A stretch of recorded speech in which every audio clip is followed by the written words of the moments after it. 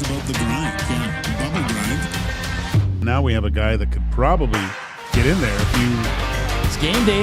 The Edmonton Oilers hit the road once again.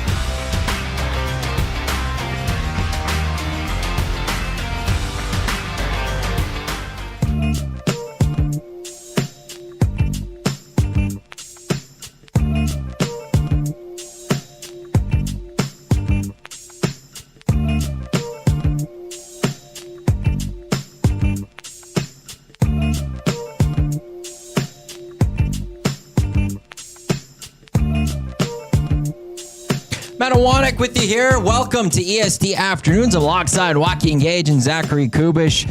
We appreciate all you two tuning in to Edmonton Sports Talk. Clear choice for Edmonton Sports, presented by Play Alberta. Thank you to everyone for tuning in across the Edmonton Sports Talk audio streams on YouTube, as well as those listening on podcasts. We greatly appreciate it as well. And hey, all of our shows, they're on podcasts. If you subscribe to just a few of our shows, all the shows, though, are their own feed. We'd greatly appreciate it if you could subscribe to all of our podcasts or shows on podcast, wherever you get your podcasts. You can get on Spotify, you can get on Apple Podcasts, wherever you do. It'd be greatly appreciated if you could just subscribe to our podcast. There's a lot to get to on the show today.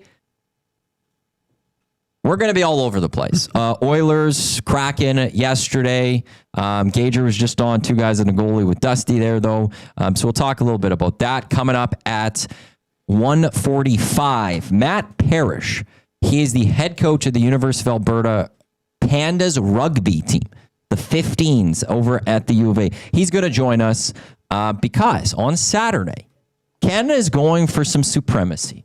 Canada is looking to be the best in the world as our women's rugby team. Look, we haven't done a good enough job talking about this on our station. I don't think it's been talked about enough, but Saturday, our Canadian women's rugby team, they're in the Rugby World Cup final.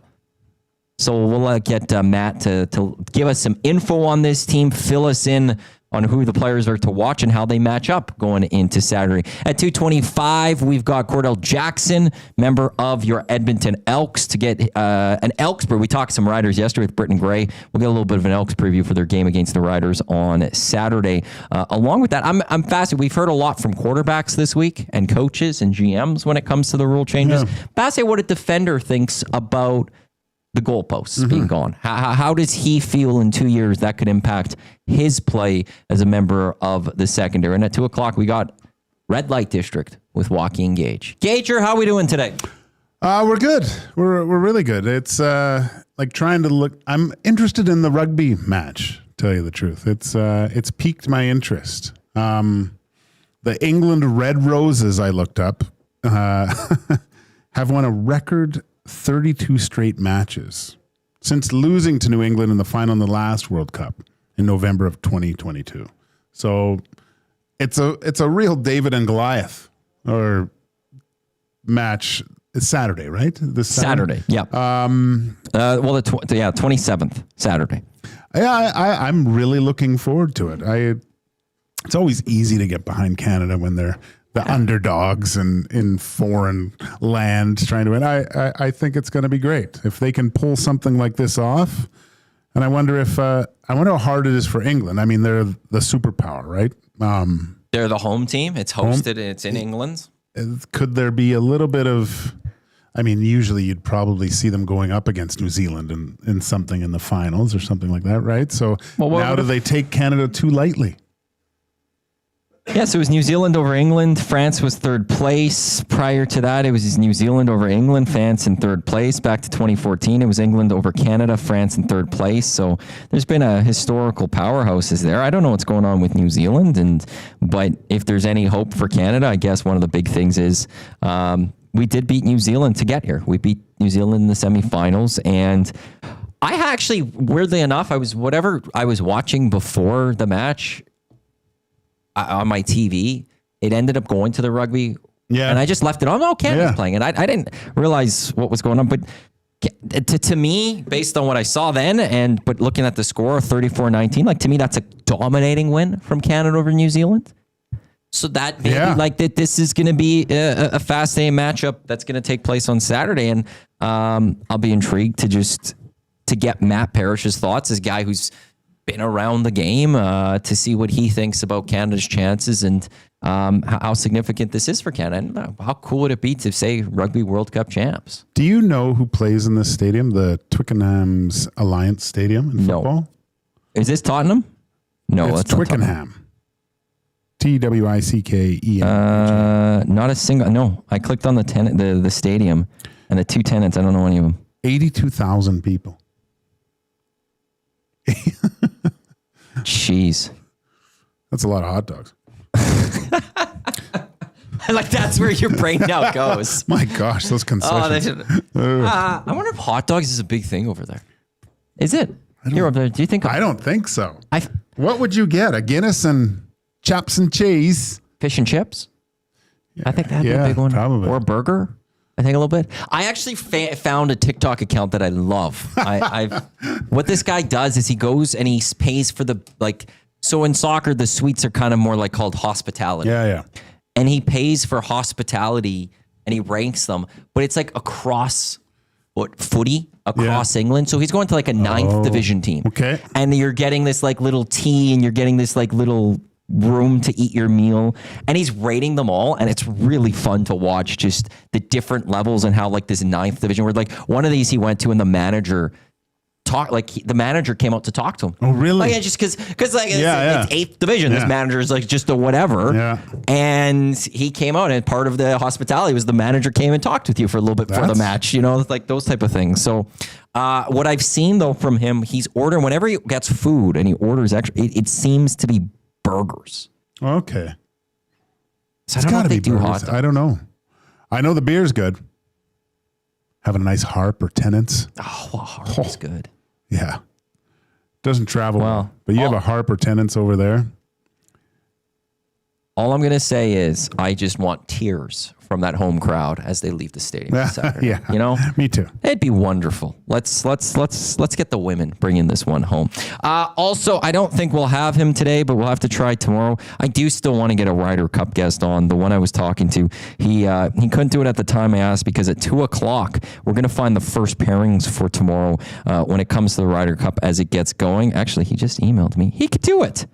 We're going to have a Ryder Cup guest in 12 minutes. Nice. Shane Ryan is going to join us in 12 minutes. Shane Ryan, he's with Golf Digest. He also actually wrote a book. One is Slaying the Tiger. If I'm not mistaken, he wrote a book directly on the Ryder Cup. His Ryder Cup book, The Cup They Couldn't Lose, America, the Ryder Cup, and the Long Road to Whistling Straits. He wrote this back in May of 2022. So we're going to talk a little Ryder Cup coming up in about 10 minutes time now on the show today. So a completely jam-packed show. We're live in the William Huff studio. Since 1952, William Huff has provided industry-leading advertising solutions for thousands of valued clients. Their unparalleled customer service combined with decades of industry experience and a desire to make every job the very best could be is what they call the William Huff Advantage. Visit their website, williamhuff.com, or give them the shout, 780-454-4536. You could get into the River Cree inbox. You could text us at 780-218-9999, or you could also jump into the Nasty Chat. Your thoughts? Did you watch much of the game yesterday? No. Oilers? No. I watched a bit and then none. It looked like a glorified men's league game, and I found the first period of the Winnipeg game a little bit more interesting because there was more physicality, but I think there was like 5 shots between the two teams in the first 15 minutes or something like that, right? So, yeah, it wasn't there was a lot of broken motivators, I think, in yesterday's game, which I don't enjoy watching. I want to see full tilt. Well, I love overreactions to preseason games, and this is why I don't put a lot of stock into it. I have seen players come in and have great preseasons and then do nothing in the regular season. Yeah. I have seen players have poor preseasons and then produce it come playoff time. Mm-hmm. I know there's initially like Skinner goal, this isn't. Honestly, it doesn't matter. In the regard of if Stuart Skinner plays completely, it's not for 2 points. And we talked about it a little bit yesterday, and we changed it to what would happen in the regular season. Stuart Skinner could have a completely perfect shutout streak throughout the preseason, and people would sit there like it doesn't matter. because it's just preseason. And that's why I don't, to me, preseason across sports, I don't care what sport it is. It's for the coaches and it's for managers. Oh, you think that's so? who it's for. Well, Why? they're doing evaluations. But how many?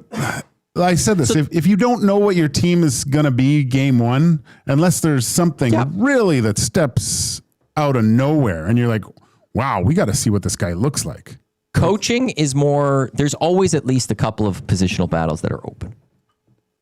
Right now, there's no Zach Hyman. So there's an extra forward spot for this. So for Chris Knobloch, there's, who's going to be that 12th or 13th forward for this team? So for him and the coach, that's what you're trying to figure out. For management, it's more, who's... Maybe when it comes to trades this year, you're seeing, which one of our young guys are guys that we really need to value? Which ones are we maybe going to make a little more expendable? There's some of that comes into this. Any other reaction? Like Patrick Thorson was supposed to be an amazing NHL player based off his preseason. Who was the other one that just was a couple of years ago? Slipping my mind. Yeah, I know what you're... He had an amazing preseason. Mm-hmm. We all heard from, I like his brother was on all the radio shows and his mom was on all the radio shows. I don't know why I'm forgetting his name, but not the regular season comes, not there. Kyler Yamamoto had a great preseason in his first year. Yeah. He ended up having to be sent down because it was different come the NHL. So all of it, whether you're a Perlini, thank you, Dash. Whether you're a full vet or not, I'm not expecting Stuart Skinner to be completely dialed in for a preseason game. No. He's trying to just shake off the rust to get ready for regular season. No, I would fully expect goalies to have a tough time their first game out. It's just, they've been playing and they've been scrimmaging. I get it, but you get into a game and everything just is a little, I think it's a little bit more, it's different for a goaltender than players, especially vets like McDavid and Leon that are working on things that you only wish as a young guy you could go work on, right? They're, okay, let's try this, let's do this. Whereas a young guy trying to make an impression is trying to play at full speed and do the proper things to catch the coach's eye, right? So especially when you're up for one of those spots, possibly with Hyman being out till November, so you know that there's going to be some room for at least someone to stick around, which I guess that's what they're playing for. But even then, I think they know what their team is going to look like come, what is it, October 8th? 8th is the first game. They have a really good idea of what that lineup already looks like, barring someone getting injured, things like that. It's so hard to put anything into preseason because, like we said, watching yesterday was glorified men's league.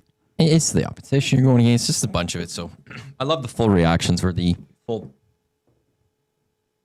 breakdowns as if 2 points were on the line. Yeah. As if 2 points, or as if there's like a preseason trophy on the line, and this matters because if people want the Oilers to get it. It's not as big of a deal to me personally, and sounds like to you. Spider-Man Reed, Ty Ratty's who you're thinking of. I was actually thinking of Brandon Perlini. Yeah. But Ratty's also a great point, so thank you for that. I remember when Ratty was... People were actually saying he's going to flirt with 50 goals. Yeah. It's the overreaction of preseason that I absolutely love. Yeah. Just a complete overreaction of what's going to happen there. I want to rattle off a few texts in the River Cree inbox. Collingwood Rob, they didn't just beat New Zealand, the women's rugby team, they throttled them. The Canadian women will win. Let the tears of joy start welling up. Dave in Section T saying Canada's Goody is the best player in the tournament. Can't take Canada lightly if you've been watching. I'd like to know if your guest shares the views that this will be England's power versus Canada's speed rucking. England's mauling has been unstoppable, and likewise Canada's dominated rucks. Each team's scrums are undefeated going in. Not going to lie, Dave and Section, a lot of that just, I don't understand what you said. So hopefully Matt Parrish could join us and help us explain all of that. And then Hampton Steve, last time Canada played England last year, Canada was up 12-7 before giving up 2 late tries to lose 21-12. If they play their best, Canada can do this. Also saying Twickenham is a rugby-only stadium and owned by the England Rugby Union. All right. So there we go. Cool. We now learned something about the venue that Canada's going to win the Women's Rugby World Cup. In front of 82,000. Yeah. That's impressive. It's gonna be absolutely ridiculous to watch, and I'm looking forward to that. I actually didn't check TV. Is that TSN? Yeah.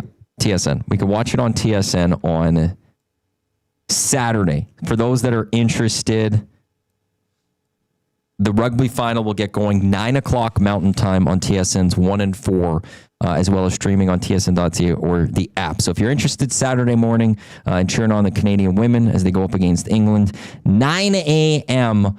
on Saturday. Supersized Indiana Jones, sure hope that win or lose, these women get funding. Having to crowdfund a World Cup is embarrassing. I mean, amazing that they have done it.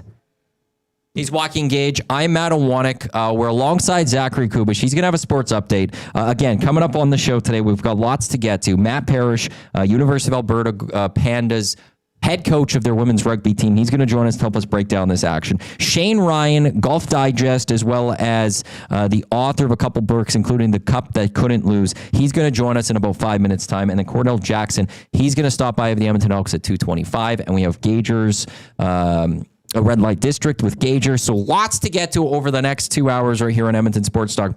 Your clear choice for Edmonton sports. On the other side, Shane Ryan, Golf Digest. We'll talk some Ryder Cup. Here's Koob with a sports update.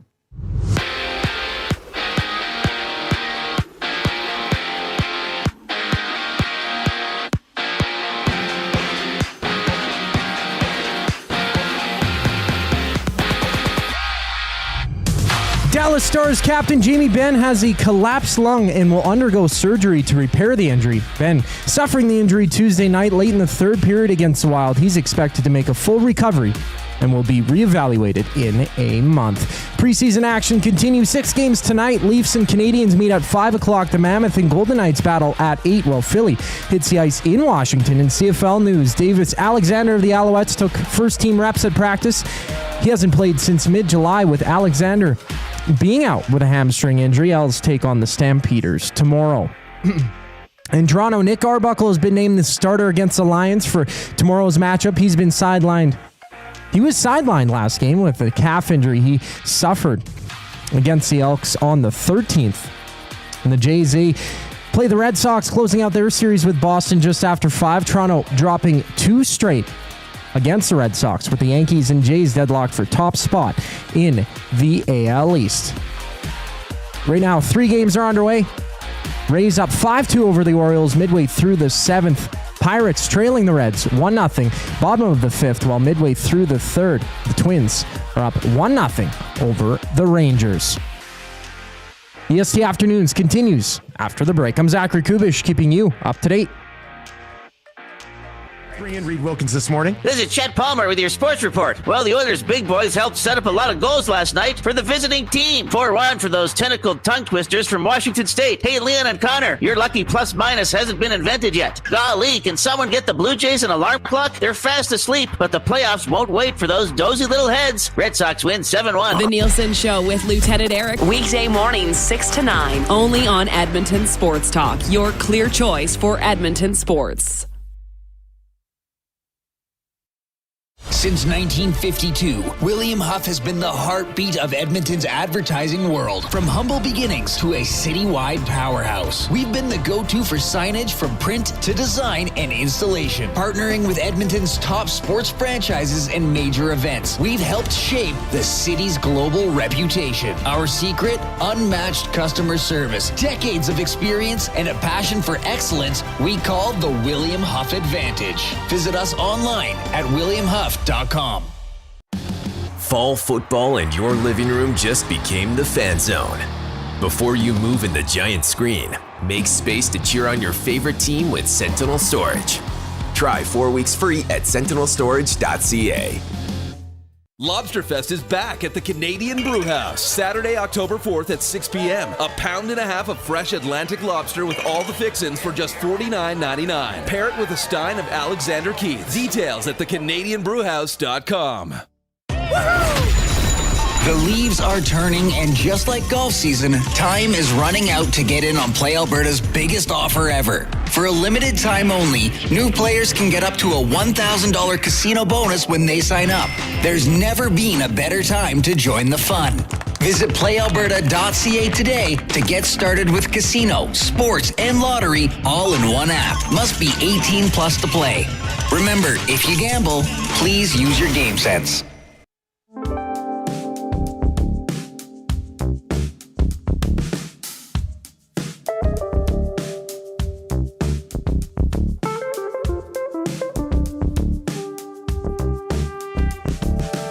We return here on EST Afternoons. Matt and Joaq and Joaquin Gage with you alongside Zachary Kubish. Matt and Joaq, that's me. I'm in for Hernan Salas. He'll be back on Monday. Portions of this hour of EST Afternoons are brought to you by the Canadian Brewhouse.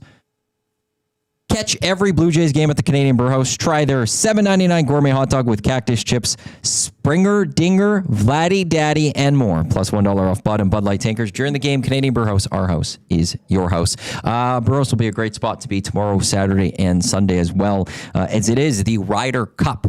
Team Europe looking to defend its title that it won back in 2023 out in Italy. They won 16.5 to 11.5. They are back on U.S. soil. They are at Bethpage Black out in New York. And to help us preview a little bit of the Ryder Cup that gets going tomorrow, Shane Ryan of Golf Digest, as well as author of a couple of books, including The Cup They Couldn't Lose, America, the Ryder Cup, and the Long Road to Whistling Straits. Shane, we greatly appreciate the time on what I know is a busy time for you.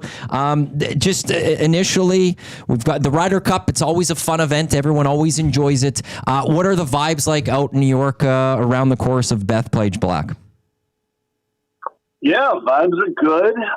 The course looks beautiful. I think it's a challenging course, one of the harder Ryder Cup courses I can remember in recent memory. So I think it's going to be a lot of fun. I think that we're hoping for a close Ryder Cup. We haven't had one in about a decade. The home team has been dominating the entire time. So I think everyone here kind of would like to see a little bit of drama coming into Sunday. But everything's good. We got Trumpets coming tomorrow, so that's going to be crazy, security nightmare probably. But yeah, I think it's a long week leading up to the Ryder Cup. I think we're all ready for these matches to start. You said the course is going to be challenging. Two-parted question here. What's going to make it's challenging for the two sides? And often when the home team gets when it's on their home soil, they try to play the course up for their team, and sometimes that could hurt the other team. Does Bethpage Black play into the Americans and hurt the Europeans with the way it's set up? Yeah, I think the broad theory is that Americans do better when there's low rough and it's, everything's very like a cow pasture. You can hit the ball anywhere and use your length to dominate. And Europeans are better with narrow fairways and high rough and things like that.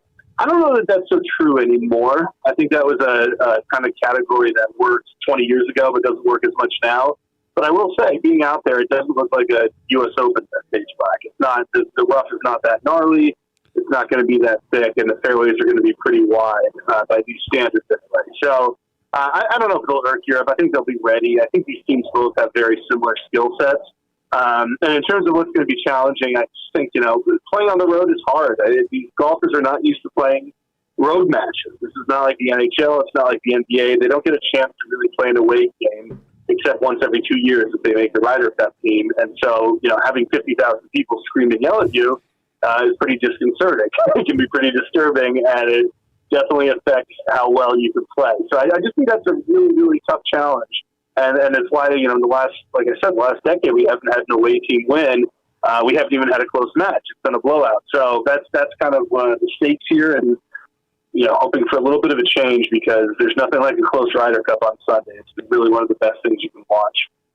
Shane, the closest I ever got to this course obviously was an Xbox, but from what I've been looking up is it is a longer course. And how do you think the construction of both captains' teams will benefit? Just that it seems to be that from what I've seen, the Americans have, on average, guys that can hit the ball a little bit further than the Europeans. Is that a distinct advantage, do you think, here at this course? It's an advantage. I don't know if it's a distinct advantage because both teams are very long. I mean, so if you look at data golf, which, these guys are like the ultimate golf nerds, they really get into the metrics.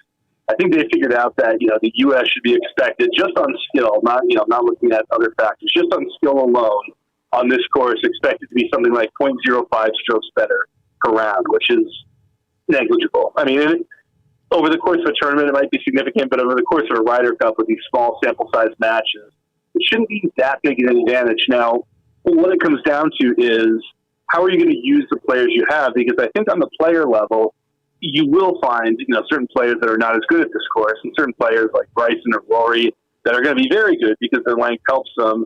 And so, how do you use your guys that aren't as long? Where do they come into play? What formats are they best in? The strategy of that all is going to be fascinating. And I think, in a half an hour here, we're going to see the first pairing. So we'll start to get a sense of what the captains are thinking. But yeah, it is. I mean, you're 100% right. Long, difficult course that is going to reward guys who can, play big boy golf, stand up to that. And how about the constructions of the rosters? It looks like Europe's only brought one rookie with Rasmus Højgaard, compared to 4 on the U.S. side. Does that, just being on a home course, allows the U.S. team maybe to bring some rookies to obviously the comfort level and the cheering factor? You'll have like you said, 150,000 people cheering them on. Yeah, and the funny thing is rookies haven't done that badly, especially at home venues in the recent history of the Ryder Cup. So, guys like J.J. Spawn, yes, he's a Ryder Cup rookie, but he just stood up to U.S. Open pressure and won a U.S. Open, and he's going to have everybody cheering him on. Ben Griffin, people like that. These guys have won this year. I think they're going to be okay. And as you said, though, the bigger deal, I think, is Europe pretty wisely, and, I say wisely, of course, a lot of things worked out for them. They brought basically the same team as last time that won in Rome. And the only difference is they have a twin brother substituted for a different twin brother, and then 11 guys who came back. And so that it's a good thing because, when you look at what is it going to take to win on the road again, it's going to take experience. It's going to take being able to stand up to the crowd. It's going to take solidarity. It's going to take a good captain. And so they did a really smart thing, bringing back the same captain, Luke Donald from Rome. So all that stuff, I think, could give them a chance.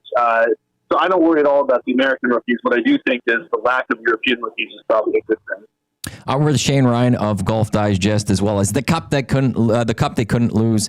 For you, is there any players that you feel are before we even get going have a little bit of the pressure and a little bit of the eyes are going to be on them? I think one thing with the Americans that's interesting is Tiger Woods played this event for years and was never any good. And Tiger's obviously one of the best golfers to ever live, probably the best golfer to ever live. But they can never figure out how to use him in a Ryder Cup. And that's been kind of a recurring problem for the Americans, where they have these guys who are ranked really high in the world rankings, but don't necessarily have the decorated, excellent Ryder Cup careers that some of the Europeans have. So that's a long way of saying Scotty Scheffler, I think. Pressure may be the wrong word, but I think it's incumbent on the Americans to figure out how to use him in a way where he can succeed. I think his Ryder Cup record right now is 3-3, which is fine, but it's not, it's not, commensurate with being the number one player in the world and what he should be. So they want to get him going. Guys like Justin Thomas, who's just been a terrific Ryder Cup player. You got to figure out who are the best players to play him with. Bryson DeChambeau, right? He's a live guy. How are you going to use him? And then with Europe, it's less of a question because, again, they're returning so many of the same players. They kind of have an idea of what partnerships work. So I think, whether it succeeds or fails, their blueprint is going to be pretty set. It's the Americans that have the more interesting riddles to solve. Is there a potential pairing you most want to see, or even is there a potential matchup you most want to see? I think the rumor is right now, and it's we'll see in about, again, 20, 30 minutes, that Justin Thomas and Bryson DeChambeau might pair up in the very first match at Foursomes tomorrow morning. And I think that would be electric. That would be so much fun. So that would be really cool. I'm hoping we do get to see that. Other things like I've been hearing that 4-ball, maybe you'll see Scotty Scheffler and J.J. Spawn. I think that's kind of exciting. Then I just think in terms of the matches you want to see, look, Europe is going to come out with guys like, Rahm and Hatton. They always play together. They're always good. Rory McIlroy may play with Tommy Fleetwood. So you just want to end up seeing you want to see the best players in the world compete. So a singles match like Rahm and Scheffler, or Rory and Scheffler, or a 4-ball match where they're paired together. Anything like that, I think, where you get the juggernauts squaring off in this format is, it's got the potential to be a match that you'll remember forever.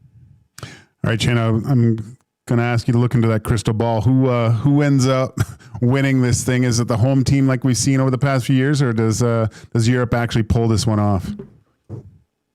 No, I got caught last year saying the Americans were going to win. This is the year. The Americans have a good system captain, Zach Johnson, and great players. And so they're going to win. It's going to be close, but they're going to win. And then within about 2 hours, it was clear that it was going to be a disaster for them. So, before I was in Italy, and it was before anyone back home had woken up, that Ryder Cup was basically over. So I'm not going to get caught again. I'm going to say the home team, Kim Bradley's given me no reason to see that he hasn't done a good job. I'm going to go with the Americans, something like, 15.5, 12.5, something like that. Oh, that'd be an exciting Sunday, I think, at that point. Shane, we greatly appreciate the time. Enjoy the announcements of the first pairings as well as the entire Ryder Cup this weekend. Yeah, it was great. Thank you, guys. I appreciate it. Shane Ryan, Golf Digest right there, as well as author of The Cup They Couldn't Lose, America, the Ryder Cup, and the Long Road to Whistling Straits. He also wrote the book Slaying the Tiger about Tiger Woods. A great golf writer, great insight right there. For those that have never watched the Ryder Cup, it's unlike any other golf. I love match play. They actually got rid of the one match play on the schedule. There used to be the Dell match play out in Austin. That is off the schedule. So it's just a direct competition, 1v1. It doesn't matter what happening anywhere else. It's just these two. You could have one bad hole. It doesn't ruin the whole day, right? Like it's okay. I'm going to concede this hole. On to the next one. And they do Friday, Saturday. So what happens is there's the foursome in the morning, then 4-ball in the afternoon on day one. Then they flip that. Oh, no, then it's the same both days. Foursome, then 4-ball. And what it is, foursome is an alternate shot.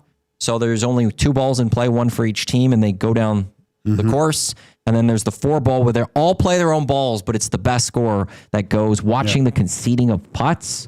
When you give them, when you don't, if you don't, the other team might get annoyed because they I can't remember which golfer it was, but they put their putter. The standard is about putter. Yeah. Putter length. If your putter's down, you give it. Unless it's like for birdie or something, you give it. And I remember one guy, he putted in, then he put his putter down, just looked at it to kind of be like, you should have gave that to me. Yeah. Like, why aren't you giving that one to me? Those little gamesmanship. And there's animosity between the two sides. It's great. I forget which one, but the American side was complaining because I think Seve Ballesteros was the captain of it, and he must have had like a roll of quarters in his pocket, but every time the Americans were putting, he'd be on the green just jingling the change in the pocket. And you're like, it's a cross between the Waste Management and Happy Gilmore. Yes. And just a rowdy fan. And you got the New York fans too, right? This is going to be an interesting one. This is going to, and the players talk back. They play into it. Yeah.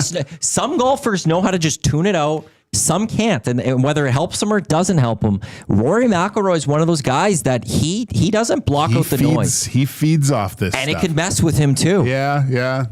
But I like when he sinks a long one and gives it to the fans. It's like it's great. It's great. It is so much fun to watch. And I was always like, the Ryder Cup's the reason I'm an Ian Poulter fan. The guy was he brought passion, he brought energy. When you got guys like John Rahm and Hatton out there, they're the same. They can be explosive. Mm-hmm. And as a fan who will always cheer for Team Europe, always, I'm never cheering for America, never have. I love those guys because that could really just set you off and get you going. It's such a fun tournament. It's such a fun 3 days.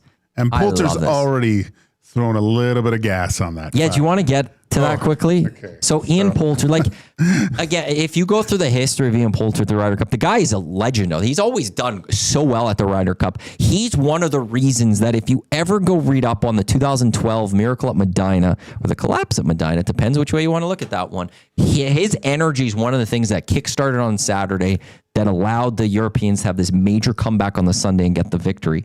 He's not there. He's just old. He's not as good of a golfer anymore to be there. Do you have? Yeah. So here's what Ian Poulter. Now Gager's going to have to bleep out some things. Bleeps out some things. But here's what Ian Poulter, legendary Euro golfer, said about the American crowd. The title of the article is Ian Poulter stokes Ryder Cup fire with rant at stupidity of American fans. So right there, you are firing this up. So just right here, the 49-year-old told Sport Bible, and I quote, "I don't even know where to start. I mean, effing mashed potatoes and all that effing B. You hear is madness. In the hole, get in the hole. It's a 600-yard par 5, you effing idiots." So Ian Poulter already under the skin probably of all the American fans. This is going to be just absolutely must-watch sports events this weekend. And the one thing is the Europeans generally have a great team chemistry. I don't know what it is about them, but they always come together well. And the Americans, they can have infighting. Yeah. And it messes with them. They could be their own worst enemy often at Ryder Cups, that there's this infighting, and then you hear about beefs between players or something, and it sets them off. It's great.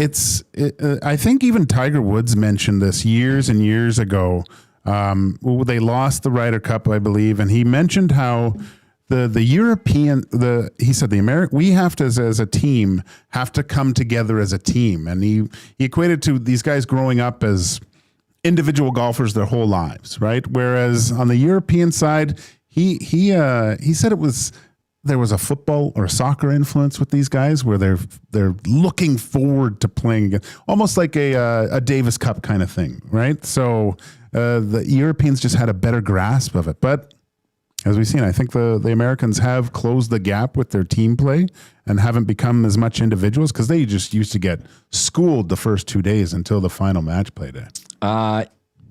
If you're interested in Europe to win on Play Alberta, don't just go bet it. Go check out EST Specials. Jay's got more of that on Jay's Play of the Day. During the Reed Wilkins Show with Jay Milne, 3 to 6 right here on Edmonton Sports Talk. And that's to win, though. So just a reminder, the Europeans are defending champs. So there could, in theory, be, well, not in theory, there could be a tie in this. And if that's the case, Europeans retain the title. So the Europeans, they just need a win or tie, and they will be the Ryder Cup champs going into 2027, while the U.S. need to outright win to be the champs on Play Alberta. Download the app, visit them, playalberta.ca, EST Sports, YEG50, deposit 50, get a free $50 sports bet. New improved odds for all North American leagues, including the NFL, up at Play Alberta. To win, America's minus 156, Europe's plus 150. The draw is plus 1,010. If you just go outright to lift the trophy, America's minus 149, Europe's plus 110. It's going to be fascinating. It's going to be fun. Do we get Rory versus Bryson? Who sits out? Who plays all of them? Also, I learned one thing about the Ryder Cup that I didn't know, but there's an envelope. So this would have been a couple days ago. Each captain, and they're very secretive about this. They write one name down and they put it in an envelope. And with this envelope, and it's one player from their team.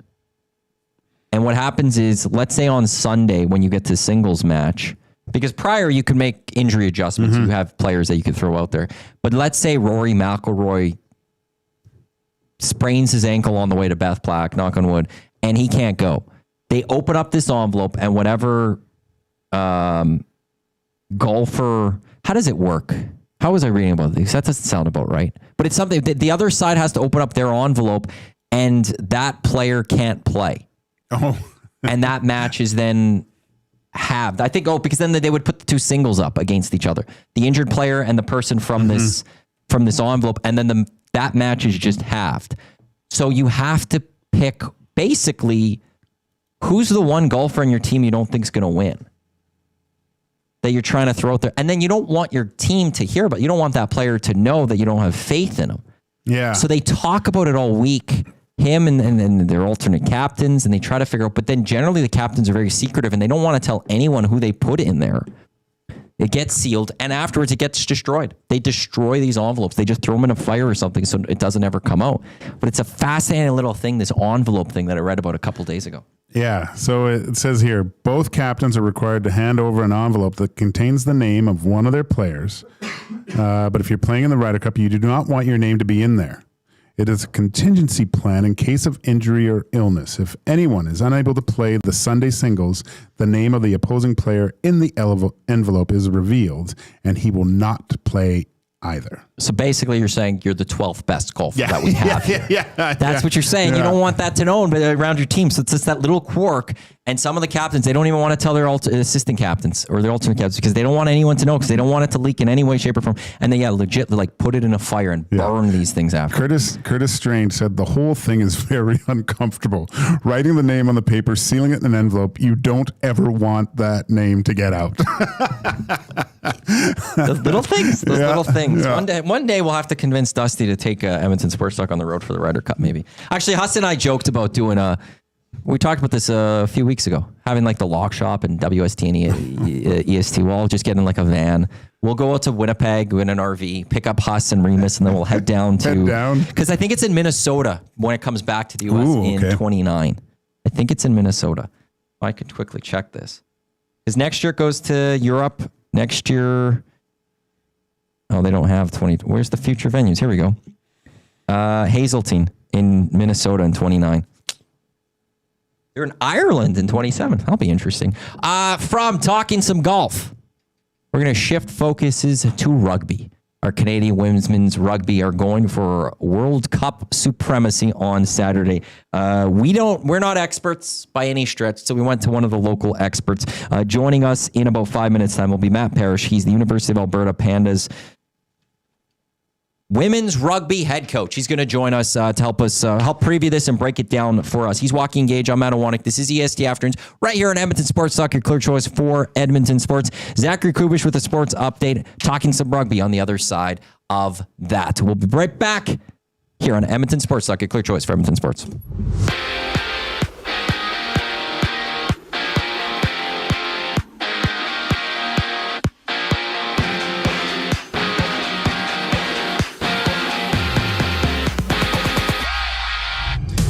Jamie Benn of the Stars has to undergo surgery after he suffered a collapsed lung late in Tuesday's game against the Wild. He's expected to have a full recovery and will be reevaluated in 4 weeks. And the Stars do rematch the Wild tonight at 6 o'clock in preseason action, while Montreal plays host to Toronto, and the Rangers meet the Islanders at MSG. Thursday night football at Seattle and Arizona kicking off at 6:15. Catch the action at Sally's Sports Barn Lounge at Century Casino on Fort Road to enjoy the game alongside Lieutenant Eric. Back in Montreal, Davis Alexander expects to be ready for tomorrow's game against the Lions, as he took first-team reps at practice, not playing a game since mid-July as he continues to recover from a hamstring injury. And after 2 straight losses for the Birds, the AL East title race is now dead even between the Jays and Yankees. Toronto closes their series against Boston at 5:07. Louis Varland, the starter, having 3 games live right now, including the Rays up 5-2 over the Orioles, bottom of the 8th. I'm Zachary Kubish. That was your sports update. On the other side of the break, we chat some rugby. I'm Zachary Kubish, and you're up to date. The EST Hangout. I was in a cab with Jim Matheson coming in from the airport, and the cabbie got pulled over by the police. So we're in the back, and we're sitting there going, what's going on? And the cop, he's going, can I see your driver's license? And he was driving around with an expired license. Oh, no. And so the cop sticks his head in the back window and goes, sorry, boys, this might take a while. We'll get you another cab. The EST Hangout, presented by Sentinel Storage. Weekday mornings 9 to 11, only on Edmonton Sports Talk, your clear choice for Edmonton sports. When gambling, set a budget before you play. Stay informed and visit GameSenseAB.ca to learn how. Remember, if you gamble, use your game sense. Weiss Johnson, whoa. Hi, Dennis from Weiss Johnson here, and we're excited to be partnering up with the Nielsen Show and have a special deal exclusive for Nielsen Show listeners. Get 10% off any new Trane furnace, air conditioner, or heat pump installation from now until the end of October. Bundle a furnace with an AC or heat pump and get 25% off the package price. Get your home comfort now for all seasons with Weiss Johnson and Trane. Trane, it's hard to stop a train. Visit WJSportsTalk.com today. Your home for live music and great performances is the River Cree Resort and Casino. Just wasting gas. Whoa, blurring them dotted lines, killing. Don't miss 3-time CCMA Performer of the Year, Dallas Smith, Unplugged, November 1st at the River Cree Resort and Casino.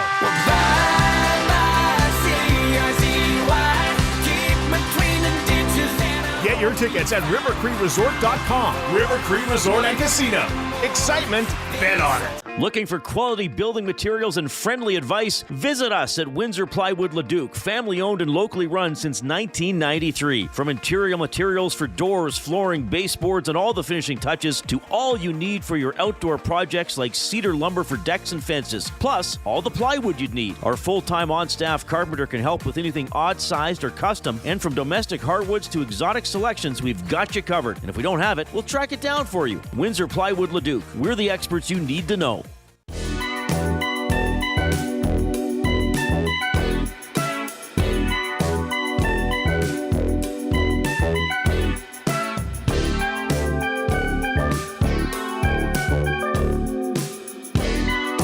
We're back here on EST Afternoons, right here on Edmonton Sports Talk, your choice for Edmonton Sports. Matt and Joaq in for Hernan Salas alongside Joaquin Gage and Zachary Kubish. You could always get in touch with us, 780-218-9999. That's the River Cree inbox.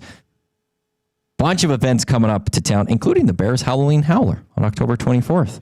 Dallas Smith will be in town on November 1st. I like Dallas Smith.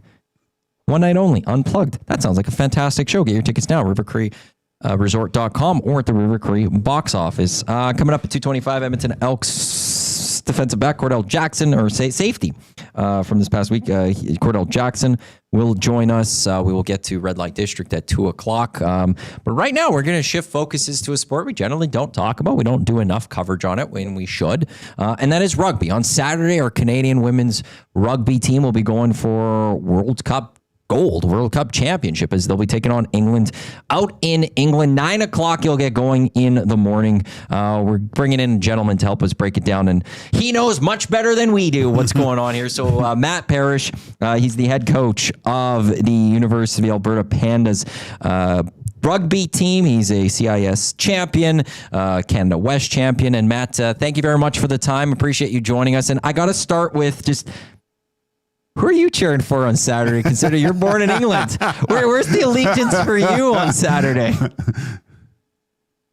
Oh, 1 second. It sounds like you're muted. Okay, we'll have to bring. I'm intrigued. Oh, here we go. He's from Newcastle. Yeah.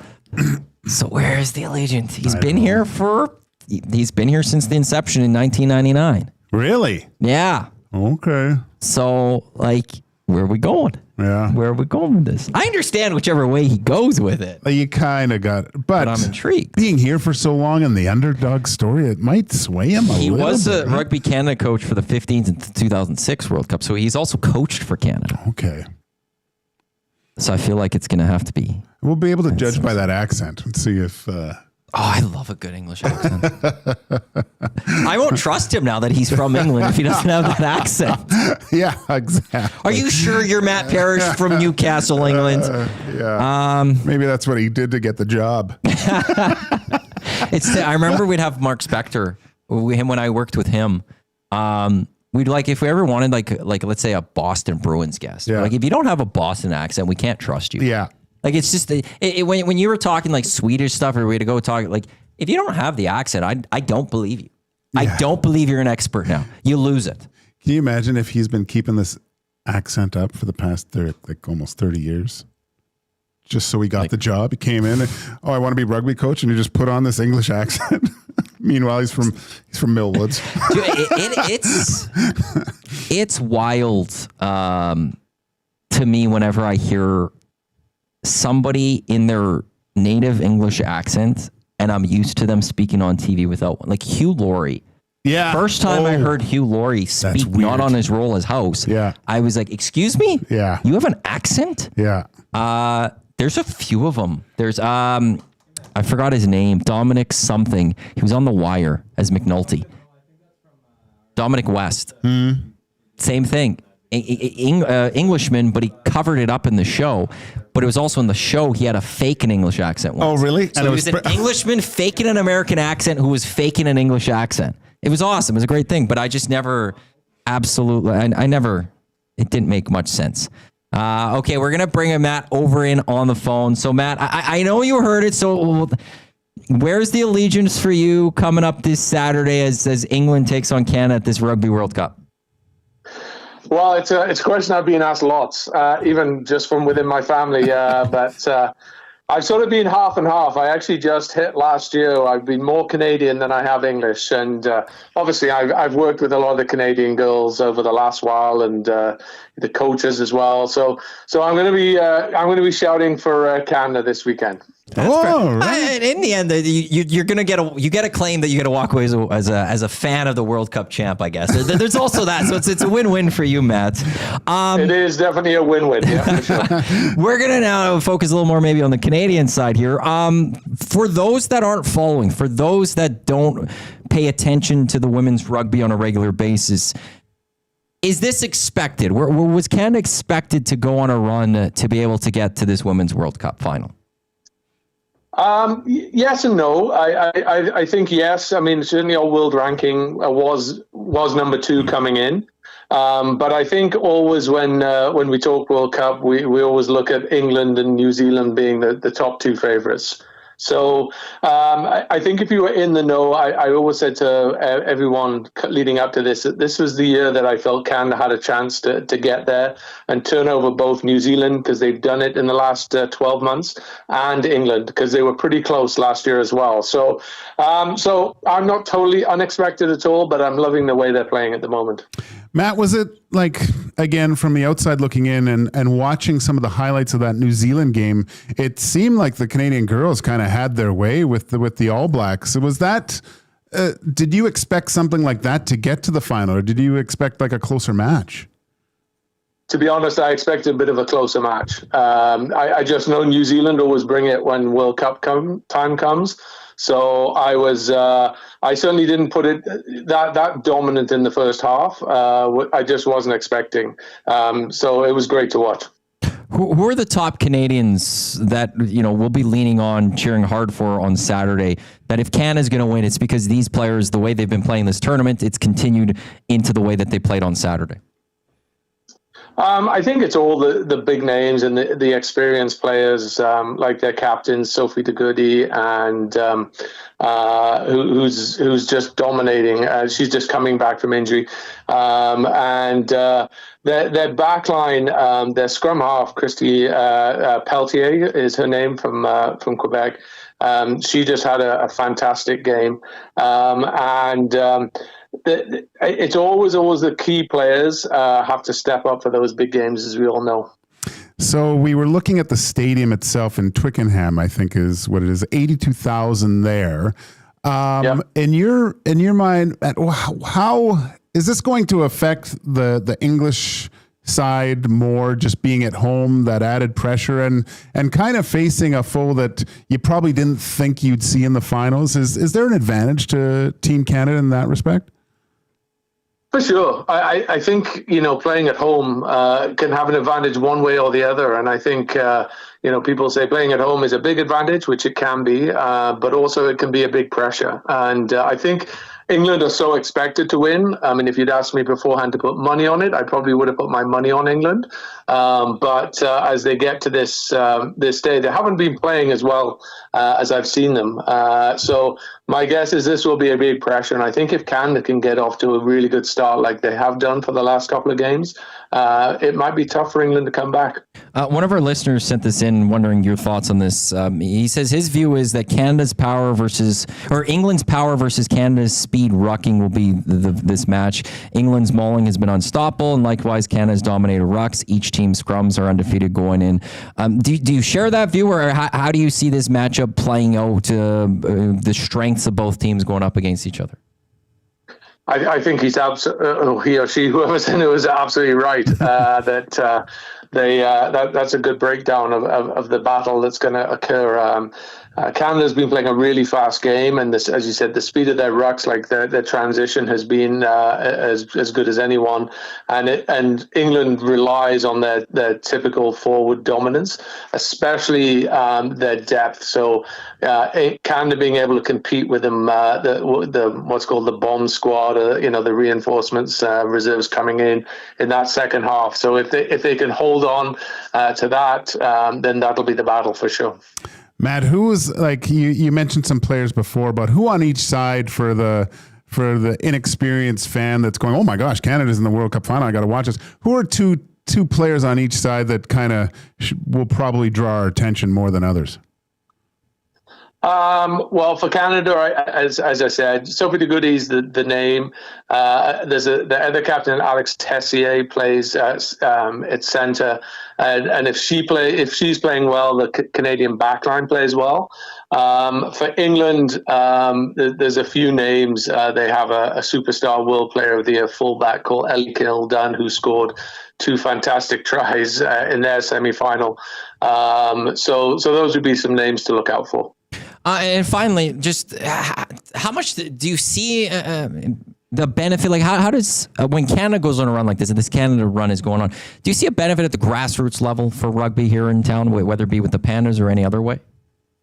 Oh, for sure. I mean, the last really big one that we had last time was when it became in the Olympics, and we got silver in the Olympics, both last year and the previous, when it first came in 2016. And I'm expecting the same thing after this one. Just the interest in the numbers of people, the visibility. Hopefully, there's a bit of funding that comes after this. So it is all good. I mean, if they win, it'll be spectacular. But it's already good. I will say, you said we for the Canada part, so you're just doubling down on that Canada part there, so I'm going to take that there, Matt. Finally, how are things going with the Pandas? You guys got a Battle of Alberta coming up this weekend at Foot Field at the Dinos. Just the thoughts of your season so far that you have had with the Pandas so far. Yeah, it's a bit of a crazy day to have the World Cup final at 9 a.m. and then we play at 5 o'clock that same day. So it's going to be a pretty cool day. We've had a decent start of the season. We've had a couple of really good battles already with Calgary and Lethbridge, our sort of rivals in Alberta. Tough road trip this past week out on in the coast in BC. But looking to finish off strong as this and starting this weekend against our big rivals, the Dinos. So looking forward to it. Matt, we really appreciate the time. Really appreciate the insight in this, helping us learn a little bit about what's coming up on Saturday. Enjoy the game yourself. Whichever way it goes, you're in a good spot. And also best of luck with the game against the Dinos as well. Thanks. Appreciate it, guys. Cheers. Have a good one. Oh, we got to cheers. Got to cheers. With the English proper accent, cheers. right? Yeah. Oh, Struddy couldn't even get mad at that. That was I just want that cheers all the time. I want to have a Guinness with Tommy on a hot patio right now. James, that is one of the poshest accents to have been on the show. Like that was top notch. Matt Parrish, he's the head coach of the University of Alberta Pandas rugby team. Grab a Pandas game. No. I know. I see, and I do this every year, and I get mad at myself every year. Every year I say I need to go to more of these university sports. And McEwen's right across the street from me for those. And I don't. And then something happens, and all of a sudden it's March. I'm like, oh, the season's almost over. Yeah. And I'm always so disappointed. I love going to watch volleyball. Oh, but going to go watch I just love watching the volleyball. Mm-hmm. And I don't go enough. But hey, go and watch a rugby game. Like I need to go with Fergie. Because I don't know what I'm watching. I played rugby for a bit in high school, yeah. Did you play? No, I didn't play. I knew a couple people, though, in college who played. One girl, she said her knees are like 70-year-old knees because she played so hard, had the knee brace and everything at one point. But there was some rugby action right near my house, actually. Like they put up the poles and everything. They were playing the full game. They set it up. I don't know what teams were actually playing, but I sat there for like 10 or 15 minutes watching it. Yeah. And it's actually fascinating. And you see videos of it, like the highlights are intense. Like it's so physical. It doesn't get enough love. It's like lacrosse to hockey, right? Yeah. Like football to rugby, right? There's that gap between it. Though they're kind of the same derivative, right? But it's exciting any way you look at it. There's a Oilers connection to, I think, a future Sevens rugby star. You were mentioning this yesterday. Ava Ferentz, Andrew Ferentz's daughter. She plays at Harvard right now, and by all accounts, she's a young phenom that we'll probably see at some point on the world stage or playing for Canada in rugby sevens, which is really cool. Yeah, it's a sport that anytime I watch it, I've enjoyed it, but I'm also like, I don't understand what's going on and I want to learn more, but then I never do. Well, that's the thing they say though, right? I'm just watch it and you'll figure it out eventually. It's like the Rouge. Do you ever watch Australian rules football? Not too much, but where were we? Yeah. Was that Aussies rules? When I went to the ice house after an Elks game one night and Big Uke was there. Yeah. And so was who else was there with us? That was VR. And I think it was Aussie rules on. Go Cats, I think it was. Forgot what team it was. Damn it, Big Uke's going to have to correct me on all of those ones. Yeah, that sparks a memory. Different. Big Uke definitely showed me that. We were at Century Casino one time. I think it was one of the Super Bowl games, and he popped it up on his phone, and it's just a full stadium. Yeah. And like how they're playing, I'm like, I don't get it, but it looks fun. Yeah, it looks memorable. The Geelong Cats. Go Cats, baby.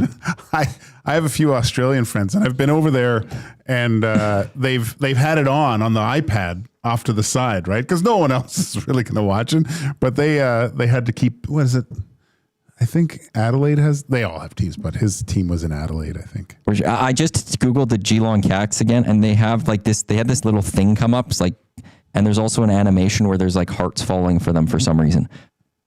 Big Uke, I don't know if our team won or something. VR, I don't know if our team won or something, but we've got some sort of Google animation on our team's page. What's going on, Geelong Cats?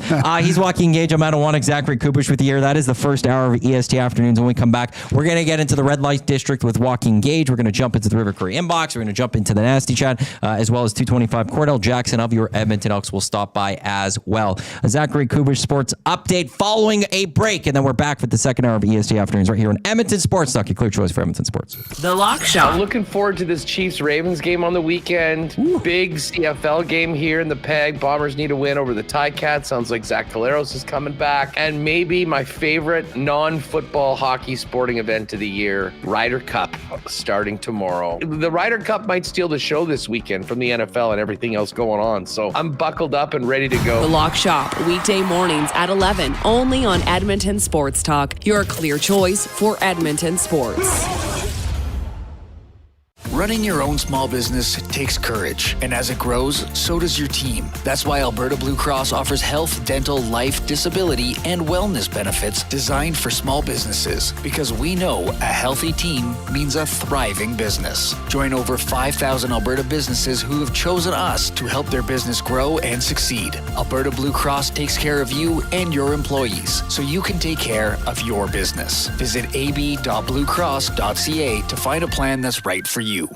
Get ready for pure adrenaline at Buck's Auto Parts Annihilation Night, Saturday, September 13th at Brand Jork Raceway. Witness an action-packed evening filled with crashing, smashing, and jaw-dropping stunts. From heart-pounding collision to cars dropped from towering cranes and a jet car burn. Celebrate an evening of outrageous entertainment at Buck's Auto Parts Annihilation Night, Saturday, September 13th at Brand Jork Raceway. Just west of Highway 2 and Highway 19 at the Edmonton International Airport. Tickets and info online at radraceway.com. You've heard the name, but what does it mean? For over 66 years, William Huff Advertising has supplied signage from screen printing to digital to LED with design, production, and install in-house. It's a one-stop shop for all your signage needs. Edmonton owned and operated, William Huff has been trusted by the biggest companies and teams in the City of Champions and many others across the country to do the job. If you're looking for a way to get the word out about your company or event, they are the answer. Go to www.williamhuff.com. Their results speak for themselves.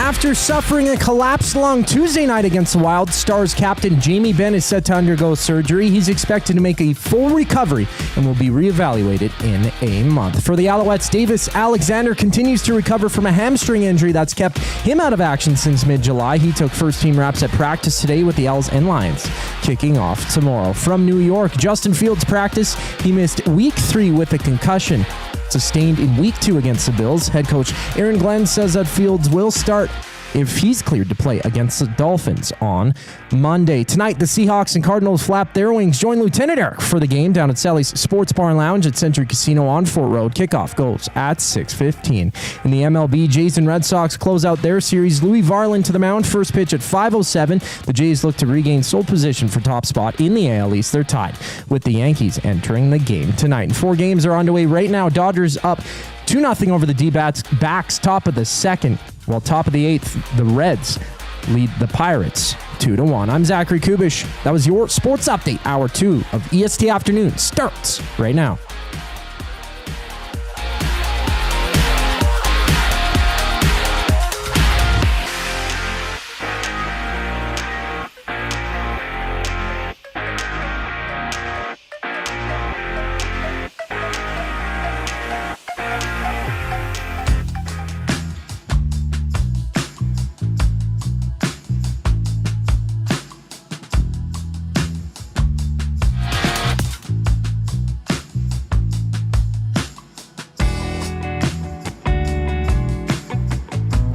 EST Afternoons, Matt and Joaq, Joaquin Gage, Zachary Kubish. Here at Edmonton Sports Talk, your clear choice for Edmonton Sports coming up until 3, from 3 until 6. It is the Reed Wilkins Show with Jay Milne.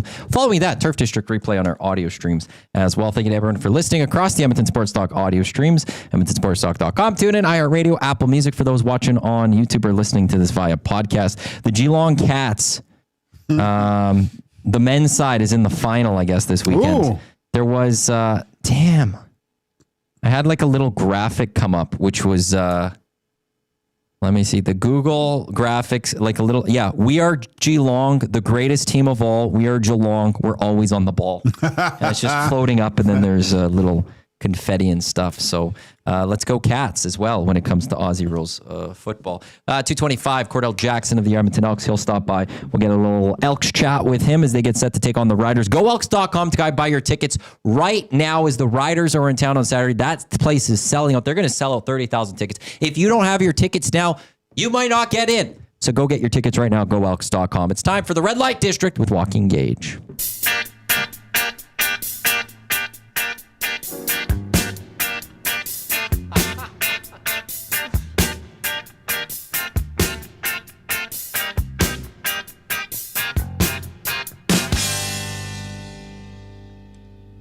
Joaquin. You don't have to put on the red light. Those days are over. You don't have to sell your body to the night. Joaquin. You don't have to wear that dress tonight. Walk the streets for money. You don't care if it's wrong or if it's right. Joaquin. You don't have to put on the red light. Joaquin. You don't have to put on the red light. Joaquin. Joaquin. Joaquin. Joaquin. Joaquin. I forgot how long that is. That goes for a while. Joaquin Gage, floor is yours. So I kind of hinted on two guys what this would be about. And I have to admit that I was interested for about 15 minutes of this. But I am done with preseason. This has to stop. It has to. 8 games? Are you kidding me? I've probably said it to everyone here this morning. Is like the fact that why do you need 8 games? Why do you need 8 games to evaluate your team? There's captain skates. Guys are skating in the summer. 2, maybe 3 preseason games is all you need, and you should have your full team. But as we saw last night, the top 2 guys are playing shinny. There's no value of them playing because the other team's not playing at full speed. When you're not going at 100% in a hockey game, that's when you get injured because you're not fully engaged into it. We already saw it yesterday. Jamie Benn's got a collapsed lung. Like, and all it takes is one guy that's not going to be playing in the NHL probably this year that gets a chance, and McDavid's looking back for a pass and he goes to hit him and McDavid sidesteps and blows his knee out and he's done for the beginning of the season. I hate it. I think it's too long. The fact that people are paying for that type of hockey is ridiculous. The quality of play is way down. The regular season, in my mind, is already way too long. And I know they're increasing the amount of regular season games, but it's just 2 more games that you're at that point of the year. You just want to get to the playoffs. Most things are decided by that point anyway. And it's so hard. I think I got to hand it to the scouts and the training staff. It's got to be so difficult to evaluate talent. How do you evaluate talent when you don't have the best players playing at their best? it's pointless to me, Maddie. It's completely pointless to have this many games. If you don't know what your team's going to look like at the start of the season already, then there's something wrong with the work that you've put in over the last few months to get your team ready. Are you ready? Is 4 good enough? Because that's what we're going to. We're going to get an 84-game schedule. We're going to have 4 preseason games. We still too many. I think I'd rather 2, to tell you the truth. I don't see the problem with a longer training camp where you're practicing. Maybe there's 2-a-days. Maybe you're going over things, implementing systems. And this is just personal experience. When I started playing in Europe, and we would have, 3 to 4 weeks of training camp, but it was the team. There was no cuts really. And the coach got the ability to hit the ground running. There weren't just practices. Like, we were implementing systems and doing specific drills, and maybe they're doing that, but that is difficult too, because you've got different line mates every second day, and there's guys coming and going. It's hard to get a feel for where you sit, and bad habits. I don't care who you are.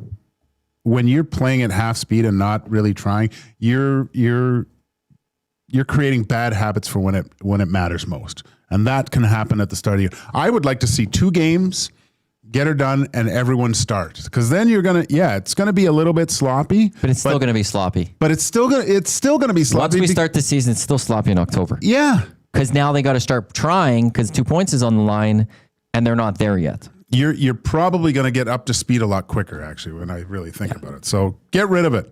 Training camp used to be a thing where it was to get into shape, especially back in like the 70s and stuff, like 80s. These guys are working out so much now throughout the summer. They're ready to go. That, like Tango says, 2 rookie games, 2 full games. You could have 2 rookie games the weekend before. This past weekend, you had 2 preseason games. Boom. Today, tomorrow, we're starting the regular season. We're underway. We're getting going on September 25th, and we're done a little bit earlier. And you could still fit in your 8. And they're going to be starting late September, I think, next year. I don't know if it'd be this weekend, because they're going to go to 84 games, which I don't want more regular season games. The reason for this, it's the money part of aspect of this. Like, I'm looking for Oilers Jets Friday, not resale. Straight up standard ticket price for like a lower bowl. It's like $180 still. Like, I'm trying to find the cheapest lower bowl ticket. $152 might be the cheapest lower bowl ticket. And $121, found one for $121. And the thing is, you don't even know who's playing. No. You have no, and you don't know who's, like, part of the draw is the other team that's coming in too, right? You want to see. Is Tays coming? Probably not. Well, that's it. Like, I don't know until game day. Yeah. So I do feel bad. Like, I understand. Like, I've gone in the argument about load management and things, and I do understand that if the Oilers wanted to sit Connor one night and you bought tickets, unfortunately that might hurt you. But that's the regular season. There's bigger things. Preseason, it's lower those ticket prices. Yeah, come on, guys. This is a chance to really no. You don't need to charge. The cheapest ticket to get in is $63. That's the high up. That's the cheapest price. Yeah. On standard ticket. That doesn't include resale, because there's a lot of tickets available for resale. A lot of season ticket holders and stuff just put them up for resale. When you look at resale, I don't know what the cheapest is going there. One of the cheapest resales I'm looking at, $61. It's across sports. I hate preseason. I hate it all. I just want to get to the regular season as quickly as possible. Because I remember hearing once, I don't know if it was Ken Hitchcock who I heard this from. Somebody was relaying what Hitch used to say, and it'd be like, teams never actually really fully up to speed until late October. Yeah. It takes that long to get going, because and there's nothing you can do in training camp and preseason that's going to get you there. You need actual battles that everyone cares. Not enough people across the board of what would that be? There's 40 guys on the ice outside of the 2 backup goalies, I guess, so 38. There's some that just aren't going all the way. There's some that are going all the way. It's just an imbalance that is just until you get to the regular season when everyone is committed, because now it matters.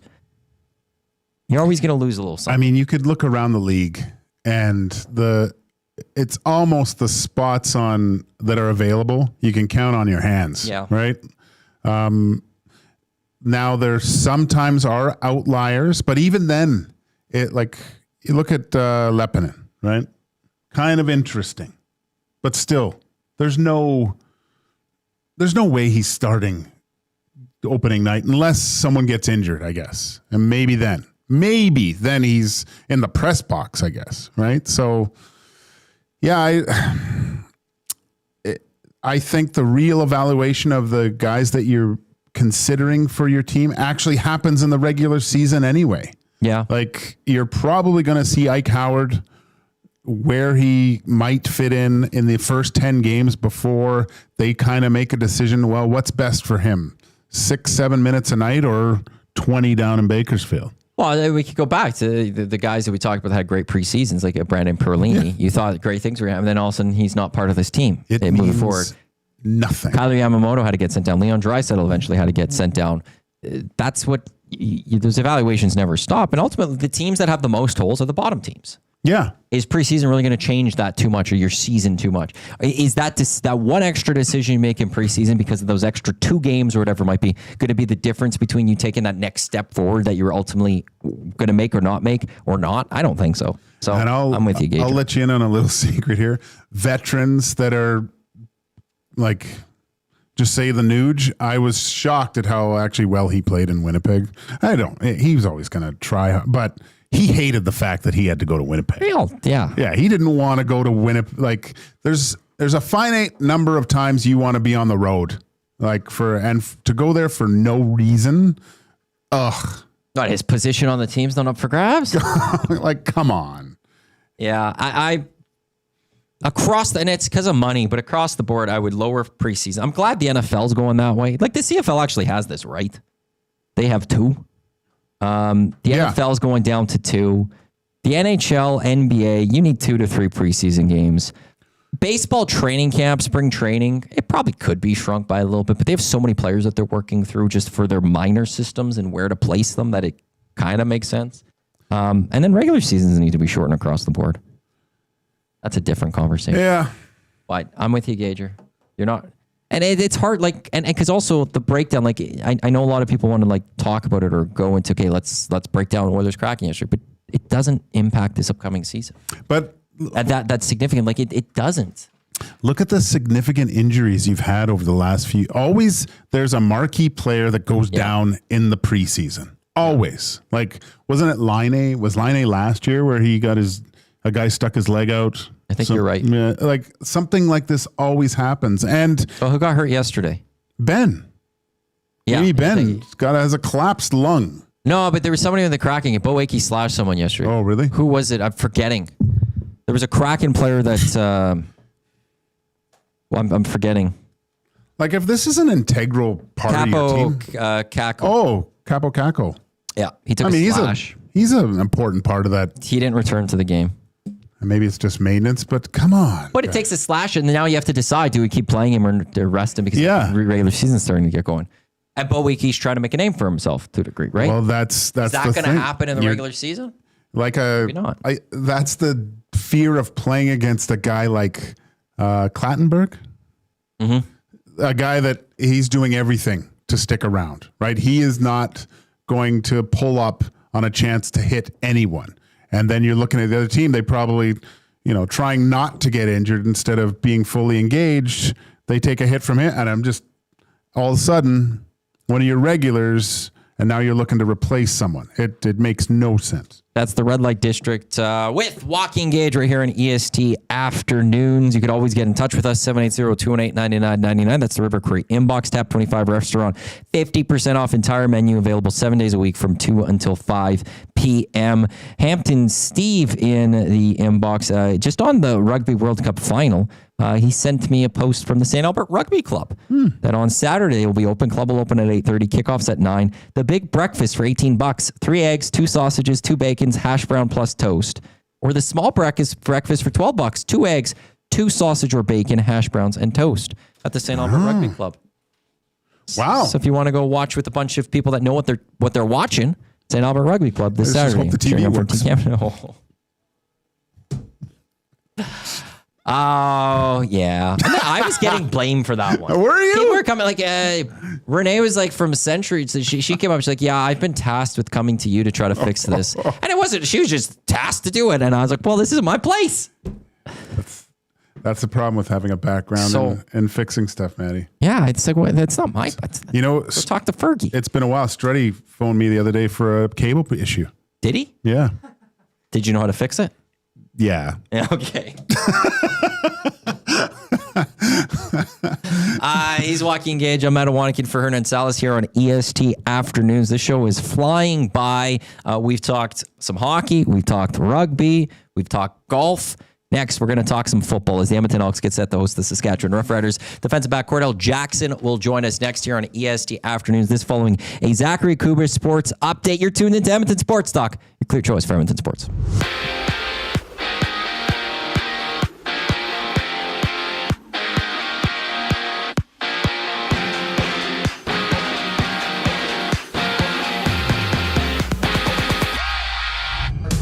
Dallas captain Jamie Benn has a collapsed lung and will undergo surgery to repair the injury. Benn suffered the injury Tuesday night late in the third period against the Wild. He's expected to make a full recovery, being reevaluated in a month. From Arizona, the Seahawks and Cardinals matchup, both teams 2-1 on the season. Catch the action down at Sally's Sports Barn Lounge at Century Casino on Fort Road. That one gets going at 6:15.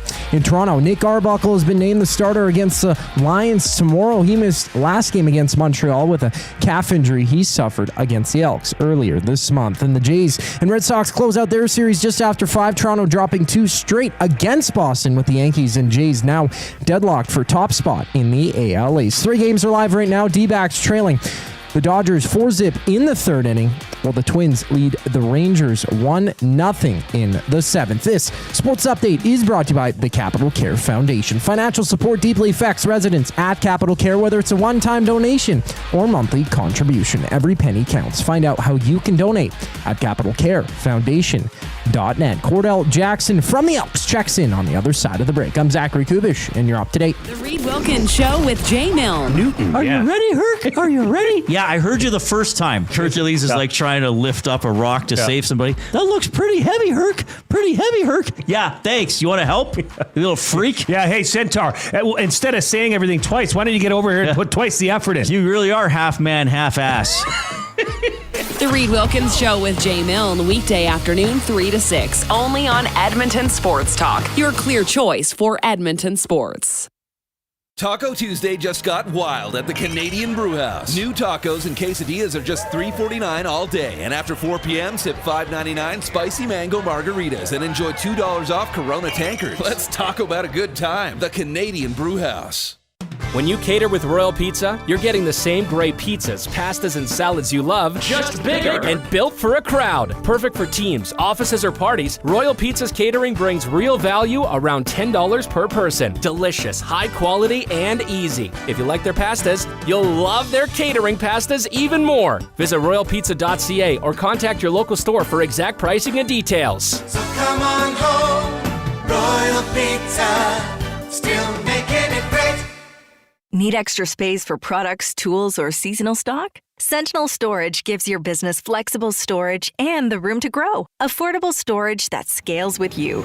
Try 4 weeks free at sentinelstorage.ca. Buy Canadian, store Canadian. Your home for live music and great performances is the River Cree Resort and Casino. Just wasting gas. Don't miss 3-time CCMA Performer of the Year, Dallas Smith, Unplugged, November 1st at the River Cree Resort and Casino.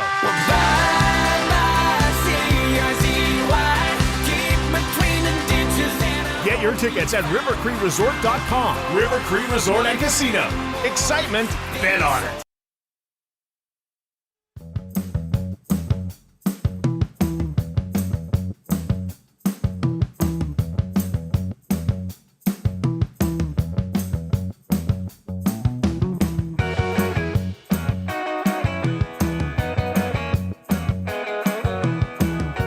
Back on EST Afternoons. I'm now hurt. I am absolutely hurt. Matt and Joaq for Hernan Salas, alongside Joaquin Gage and Zachary Kubish. I think that just before we come back from break, Zach gets our next guest, Kordell Jackson, on the line. And before we get to him here, like Zach, I just go, it's been fun working with you, Gager and Zach this week. Like I'm on a different show usually. And Zach's like, well, at least that makes one of us. Like what did I do? It's amazing. I don't know what I did there to take a shot like that from Coop, but there we go. It's he apparently. It wasn't as enjoyable for Coop working with me this week. The Edmonton Elks, they're getting set to take on the Saskatchewan Roughriders on Saturday. One guy who I know enjoys working with me, it's Jay Milt. We got the Green and Gold kickoff show 4 o'clock on Saturdays. We'll get you set for Elks and Riders. But to also help us talk some Elks and Riders, Kordell Jackson of your Edmonton Elks joins us now. And Kordell, really appreciate the time.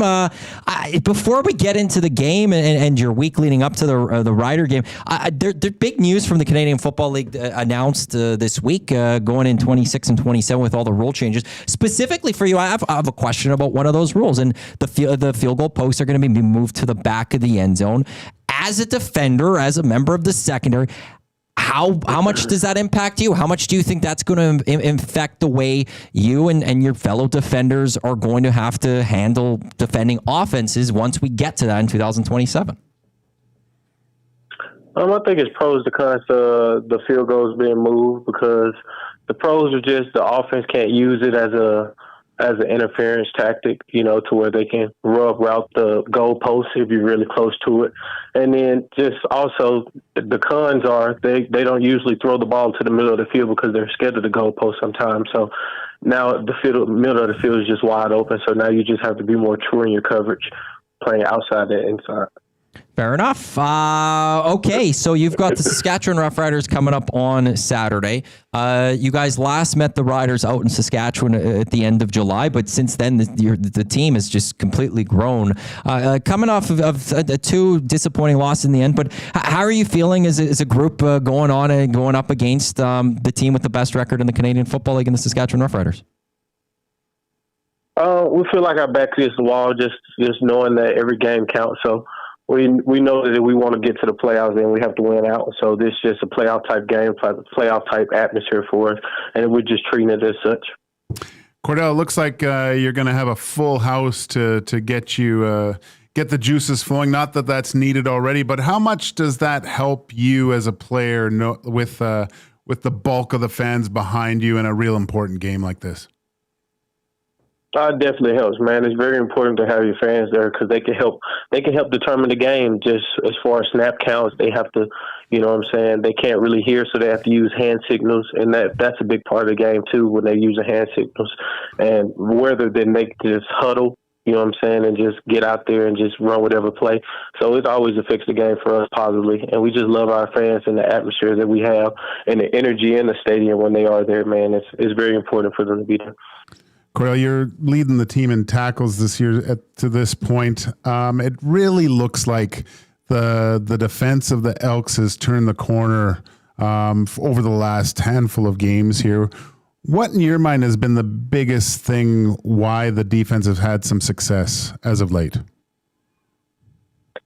Coach JC's done a great job with just being more detailed and everything, and just calling the right plays, putting us in the right position. And then us, we're a young group, so now these young guys we just continue to step up and make plays. And now we're getting more and more comfortable because we had a lot of injuries, so we get more and more comfortable with the people we're playing next to, and it all plays a part, man. So it's just all clicking on all cylinders, and we're getting the ball taken away, getting sacked. So everything plays together, and I just feel like we're all connected as one now. The Riders coming to town, just the scouting report on the Riders for you. What do you guys have to do as a unit if you want to find success against Trevor Harris and that offense of the Riders? Stop the run, because they have a great back in Alouette, and then just continue to try to make Trevor uncomfortable. That's really the game plan. Just try to make sure we stop the run because that's always most important, and just continue to make Trevor uncomfortable. So tell us a little bit about going up against Trevor Harris. Is there tendencies that you guys go over in the film? Like, how do you get him off of his game? Trevor's an experienced quarterback, so I'm pretty sure he knows his tendencies, but I think everybody does have tendencies, and we're just trying to capitalize on what we do know. But Trevor is a great quarterback, and what we're going to just try to do is just try to disguise, try to make last minute switches, try to confuse them a little bit, and that's just the game plan for us. Does it, defensively? Kordell, does it help a little bit? Like maybe help's the wrong word, but having the way that the games have ended the last two with walk-offs and field goals, knowing that you're right in there and on the cusp and things could look a lot different, does that still give you a lot of, hope and fire that you still got, although it's a daunting task, you're still looking at this like we've got a chance to do something and make the playoffs here? Definitely, man, because we've been in every game with the best teams in the East and the West.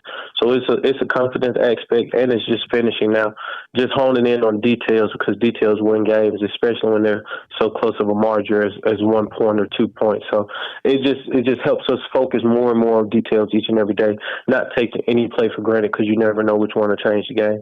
So I feel like overall it does help us at the end, and we just got to capitalize now and learn from our mistakes.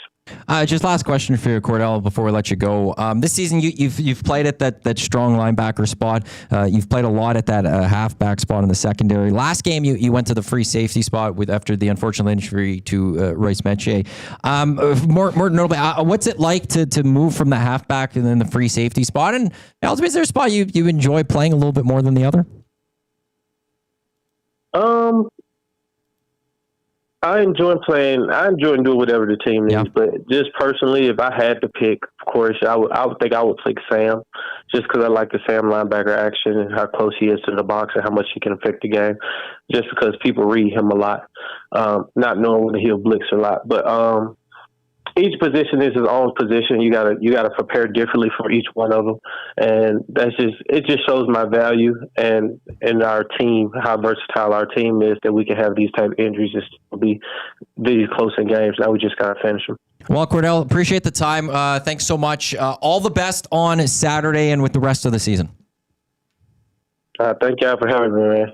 There's Kordell Jackson, defensive back of your Edmonton Elks. He is right. He's very versatile for this team, very important for this team. You always, in any walk of life, you want to be someone that could do multiple things, because the more you can do, the better you are. And right now, Jay and I talked about it last week on the kickoff show. Who's the MOP of the defense so far this season? And we both kind of said it's Kordell Jackson. Mm-hmm. He's had some big hits this season as well. He's really taken a huge step forward from last year into this year. So it's... Do you think he's... part of it was the absence of Nick Anderson, where he's kind of taken over a little bit as their best defender? Yeah, before his injury, Nick Anderson would have been the easy choice for MOP. It would have been interesting if Nick Anderson stayed healthy, if I would still say the same thing. If it would be Nick Anderson, or if maybe with the way Kordell Jackson has been playing this year, that we would still be sitting here being as good as Nick Anderson has been. Look at what Kordell Jackson has done. Yeah. Look at how great he has been. So he is without question a key part of this defense moving forward. He is absolutely a key member that I would have to think, if you're Ed Hervey and you're Mark Killam, you're looking and going, this is a guy for 2026. Pen him in. He's coming to camp for us next year. We're bringing him back because this is a guy that is very important to this team. This is the point that they stressed at the beginning of the season, right? We don't want turnover. Yep. We want to lock our guys in. We're building something here that we're not going to have the revolving door. So part of that is retention too, right? Yeah, 100%. And it's because that's the thing. If you go through a bunch of new players all the time, then it's okay. Well, now they got to build that chemistry. How long is it going to take to build that chemistry? And then you're 0-6 going into late July. And you're going, well, now they start getting going. But, oh, look, they're behind the 8 ball. They're behind the 8 ball yet again. And then Chris Morris was on... a couple of days ago talking about it. Yeah, it was with Reed and Jay, I'm thinking. And he was talking about just that. He made it... He was, like, emphatic and, like, going to the side. Like, we're not making... Like, we're keeping continuity. Yeah. And they need to. Then you don't have to have as many preseason games. Well, we could go to... Well, you got to have to. Each home team's got to have one. Yeah, one. The gate. So the CFL is 2. So we're good. That's good. We're good in that level. But it's the concern. And here's I always rant about this. And you're gonna hear about this. I'm gonna say this a lot over the next couple of months. I just want to know when, like, an easy website I could go to that tells me which CFL players are signed into next year and which ones aren't. Yeah. I want to know if Kordell Jackson's. I don't think he is because he signed in 2024. Usually you get a 2-year contract when you first come. So I think he's a pending free agent. I don't think he's been extended. But just, again, no money. Just tell me who signed until when. So that we can have a discussion right now and be like, hey, here's the defenders. These are guys you're bringing back for 2026 without question. Does the CFL need a puckpedia? They do, and again, it doesn't. You don't have to put money up there. No, just do the years. And here's the if the CFL, if Stuart Johnson wanted to, if he was legit about wanting to grow interest in this game, discussions around the CFL are important. Back to my stuff from earlier this week, and I didn't get to this one, so thank you for bringing this one because now we can get to this. Here's another part to this: having discussions around the game are good for it. Yes, and build a puckpedia that has 2 things on it. One, it tells me when players are signed till. That's it. Don't give me the salaries. Also, tell me what the team total salary is. Mm-hmm. Are the Elks towards the cap or not? Right now? I'd love to know. So that at one point during the season, if you're sitting there going, look at all these injuries, do they have the money to go bring someone else in or not? That's it.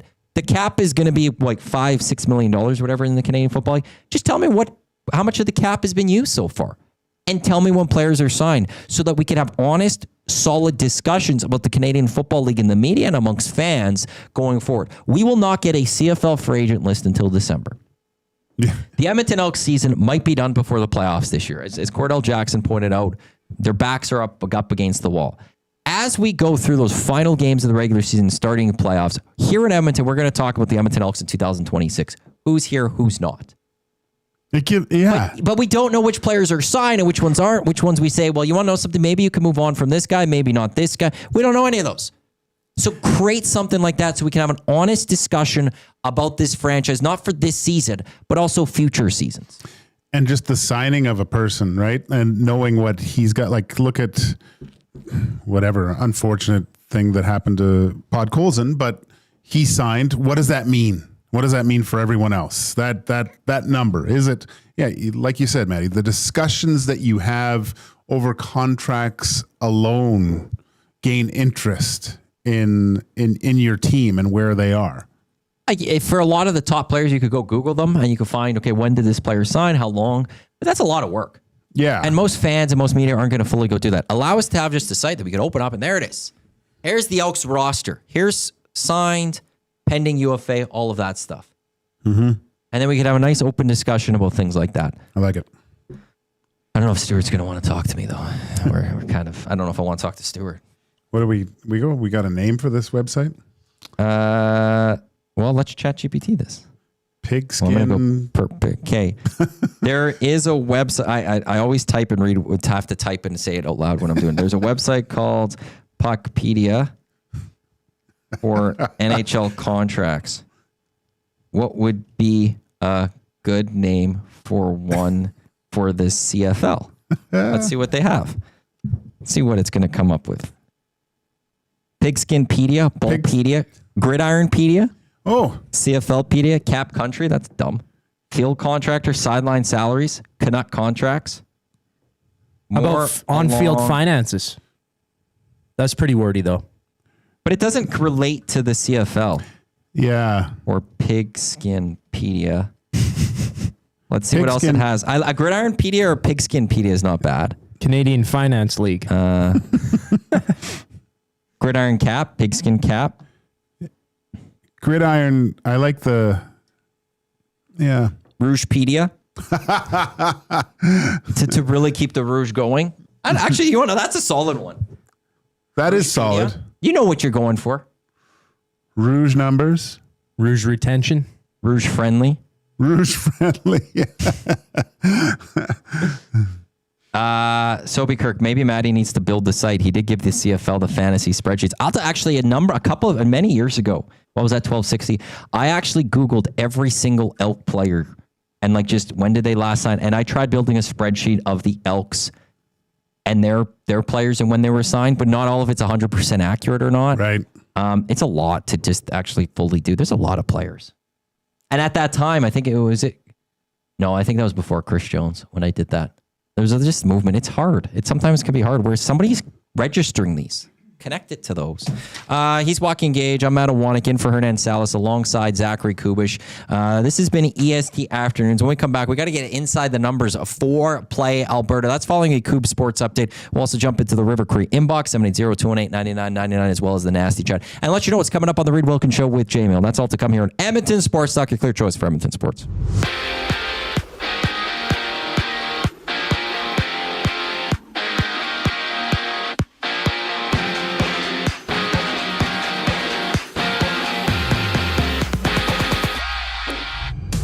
ESPN's Adam Schefter has reported the 49ers have activated DeMarcus Robinson from the suspended list, placing Nick Bosa on the injured reserve. And for the second straight day, Washington's Gene Daniels was limited at practice with a knee injury. Terry McLaurin and Bill Krosky-Merritt absent for the Commanders. Thursday night football action. It's Seattle and Arizona kicking off at 6:15. Catch the action at Selly's Sports Bar and Lounge at Century Casino on Fort Road to enjoy the game alongside Lieutenant Eric. From Toronto, Nick Arbuckle gets a start for the Argos tomorrow against the Lions. He missed last week's contest against Montreal with a calf injury suffered late against the Elks in Week 15. And after two straight losses for the Birds, the AL East title race is now dead even between the Jays and Yankees. Toronto closes out their series against Boston at 5:07. Louis Varland, the starter, having some action underway right now. 3 games live. Dodgers up 8-0 over the D-backs top of the 4th, while the Rangers trail the Twins 4-0 in the 8th. This Sports Update is brought to you by Windsor Plywood Leduc, locally owned and operated, serving Leduc and surrounding areas since '93. They're more than just plywood. They offer everything from doors and flooring to decking, fencing, and custom millwork. Windsor Plywood Leduc. They're the experts you need to know. Matty and Joaquin get inside the numbers for Play Alberta next on EST Afternoons. I'm Zachary Kubish, and you're up to date. Wing showdown time at the Canadian Brewhouse. Creamy street corn goes head-to-head with Mexican chili lime. 2 bold flavors battling for your taste buds. Grab them anytime, or just 69 cents every Wing Wednesday. The Canadian Brewhouse. Our house is your house. Running your own small business takes courage, and as it grows, so does your team. That's why Alberta Blue Cross offers health, dental, life, disability, and wellness benefits designed for small businesses, because we know a healthy team means a thriving business. Join over 5,000 Alberta businesses who have chosen us to help their business grow and succeed. Alberta Blue Cross takes care of you and your employees, so you can take care of your business. Visit ab.bluecross.ca to find a plan that's right for you. You've heard the name, but what does it mean?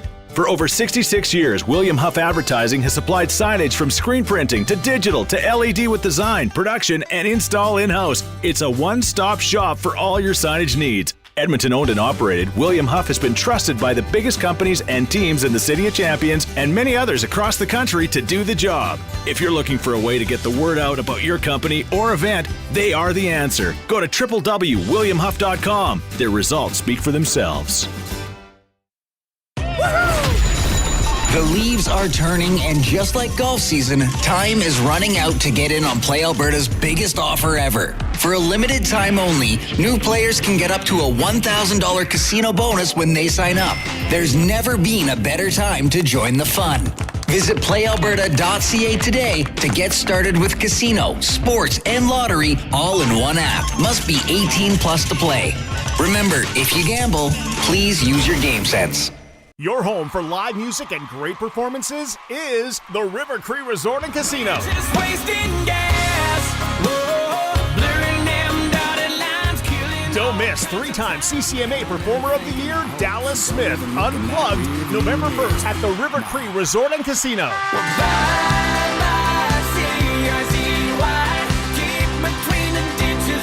Get your tickets at rivercreeresort.com. River Cree Resort and Casino. Excitement, bet on it.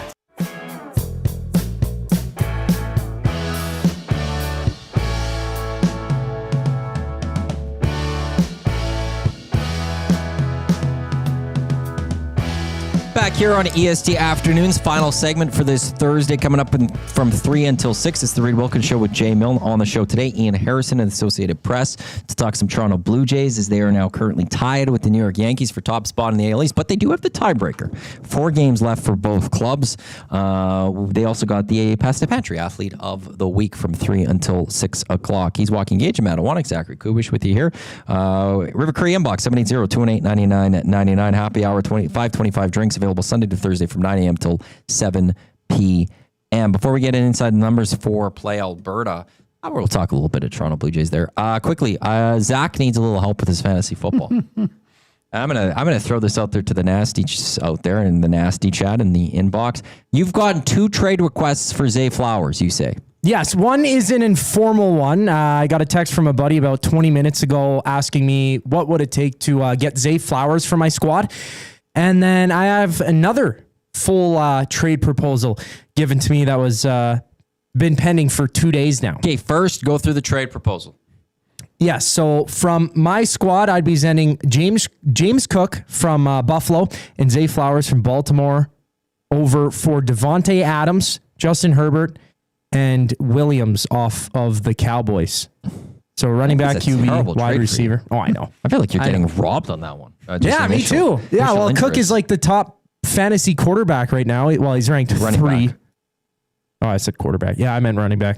He had 21 points, 26 points, and then 20 points. So he's averaging over 20 points per week. Zay Flowers, he just didn't get any targets last week. He doesn't get the touchdown, but he's going to keep getting the football. No, he got almost 30 points week 1. Split that in half week 2, and then week 3, you don't even want to talk about it. What is your running back situation? Overall, or not running back, sorry, wide receiver situation. Can you afford to move on from Zay Flowers? I've Tyreek Hill as well. Mm-hmm. And then honestly, besides that, it drops. Well, I have Ricky Pearsall, but he's questionable. And then it drops to Cedric Tillman. What's your record? Right now, I'm 2-1. I lost by like 30 points last week. And is this a keeper league or is just full? This is just one-off league. And I have Pat Mahomes as my quarterback right now. I don't have a backup. What do you mean you don't have a backup? I don't have a second quarterback. How many teams in this league? 12. Yeah, you don't even need Justin Herbert. Like, but when at least the very least, Patrick Mahomes not going to get hurt. If there's a bye week, you just pick up a quarterback off the wire for that. Yeah, he's on week 10 bye week. Yeah, for him. So I'm not even worried about that. Do you play your defenses? Who's your defense? Baltimore, and they sucked last week. Yeah, they do suck right now. I wouldn't cut them just yet.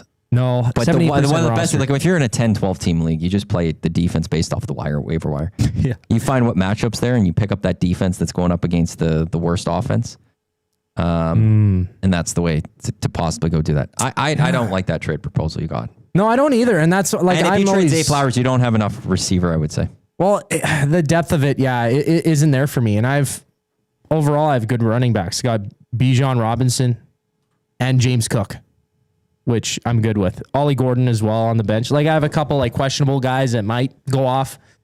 Gordon had a touchdown last week for the Dolphins, but I don't know. I'm so bad at trades, and I know people try and fleece me as well because I don't understand the fantasy aspect. And I'm like, okay, Devontae Adams, sure, he's been good in a few weeks. You know, he could get injured though. There's always that aspect of it too. But when I draft, I feel comfortable with the team.